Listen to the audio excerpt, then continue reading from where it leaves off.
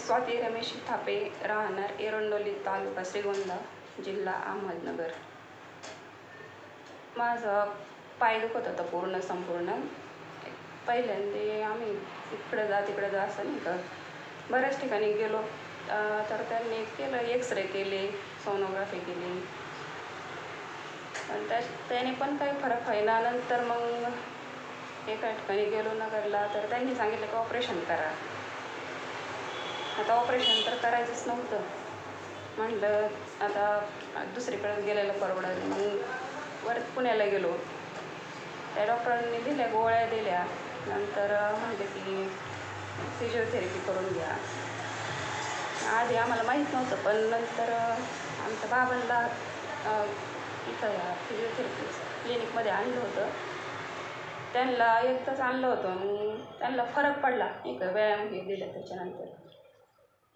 आणि मग म्हणलं चला, म्हणलं इथंच गेलेलं बरं, आपल्याला फरक झाला तर बरंच होईल. तर आम्ही मग आलो यांच्याकडं. आता ते 17 दिवस झाले. मला बऱ्यापैकी म्हणजे पूर्ण जवळजवळ फरकच पडला आहे, 100% तर पडलाच. बरं मॅडम, मी डॉक्टर आहिरे. तुम्ही VIP मॅजिकल फिजिओ क्लिनिक या ठिकाणी 17 दिवसांपासून उपचार घेत आहात. तुम्ही आले होते तेव्हा कशी होती तब्येत, काय होती, काय त्रास होता, कसं कसं वाटत होतं, एकदा सांगता का प्रेक्षकांना? माझा पूर्ण पाय दुखत होता. म्हणजे मला चालताना त्रास व्हायचा, उठताना बसताना त्रास व्हायचा.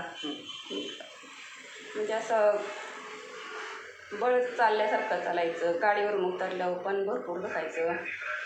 काय करावं असं कळतच नव्हतं. पण आता पूर्ण बरं झालं आहे.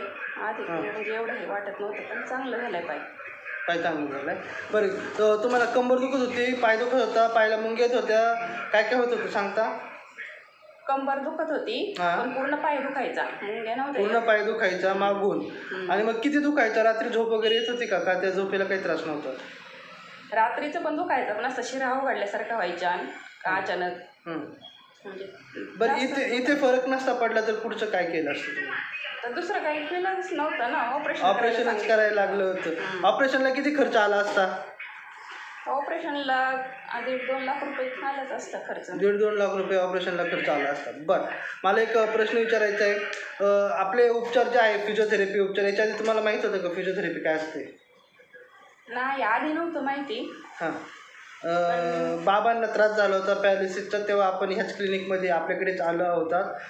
डॉक्टर पल्लवी आहिरे मॅडमने ट्रीटमेंट दिली होती. त्यांनी तुम्हाला व्यायाम शिकवले होते. बाबांची हालत खूप खराब होती, बोटसुद्धा हालत नव्हतं, बरोबर आहे ना? हातापायाचं उचलून आणलं होतं त्यांच्या मुलाने, असं उचलून. तर आता त्यांच्या बसतात उठतात चालतात, म्हणजे बसतात उठतात वगैरे, खातात पितात का त्यांचं? तेच कसं बोट पण हालत नव्हतं, पण आता कसं थोडे सरकत्यात, उठून बसते. म्हणजे ते स्वतः कामं करतात जवळपास थोडीफार, बऱ्यापैकी प्रगती झालेली. बरं, मग हे पाहून तुम्हाला पण वाटलं की आपण इथे एकदा प्रयोग करून बघू. तुम्हाला वाटलं होतं का, विश्वास होता का तुम्ही बिना ऑपरेशनचं बरे होणार? म्हणजे एवढा थोडा त्रास होता का? म्हणजे कसं ते ऑपरेशनचं सांगितल्यामुळं हे झालं होतं ना, म्हणजे आशाच नव्हती राहिली लवकर बरं होईल म्हणून. बरं, तुम्हाला काय वाटतं आता कसे आहात तुम्ही? आता कसा आहे त्रास? आता म्हणजे पूर्ण बरीच झाली आहे. आता बरेच झाले, आता काही त्रास नाही. मग आधीचे ते दिवस आठवतात तुम्हाला की तुम्हाला तुमचं कामसुद्धा करता येणं अवघड झालं होतं, तर आजचा दिवस ते आठवून कसं वाटतं तुम्हाला? म्हणजे कसं त्यावेळेस जास्त त्रास व्हायचा, पण आता बरं वाटतंय ना. 17 दिवसात सगळं बदललेलं आहे.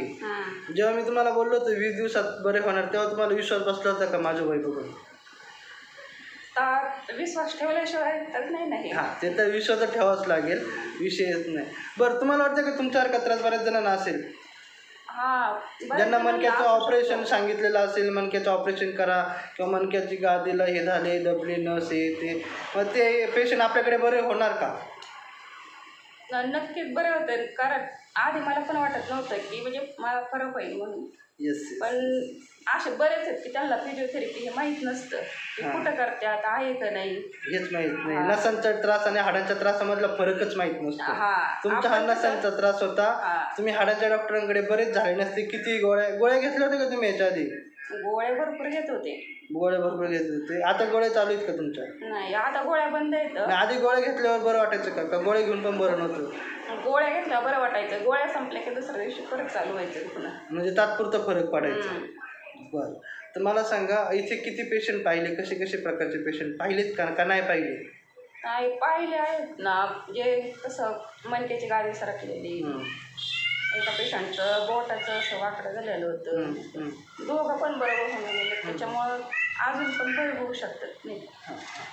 ज्यांना त्रास आहे त्यांना बरं होऊ शकतं. बरं, ज्यांना आता जे प्रेक्षक पाहतात, ज्यांना काही त्रास आहे, पॅरालिसिस, खोब्याचा त्रास, मणक्याचा त्रास, मनगट दुखणे, चमकणे, गुडघ्याचा त्रास, त्यांना तुम्हाला काय सांगायचं आहे आपल्या क्लिनिकबद्दल? लोकांनी यावं की नाही यावं?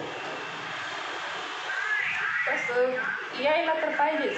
यायला तर पाहिजे. ठीक आहे, उपचार घेतल्यानंतर बरं तर होतंच माणूस. तर काही काही विचार करतात गोळ्या औषधं घेतल्यावरच माणूस बरं होतं. तर आणि इथं मी तर एक पण गोळी नाही दिली, औषध नाही दिली, तर कसं वाटतं?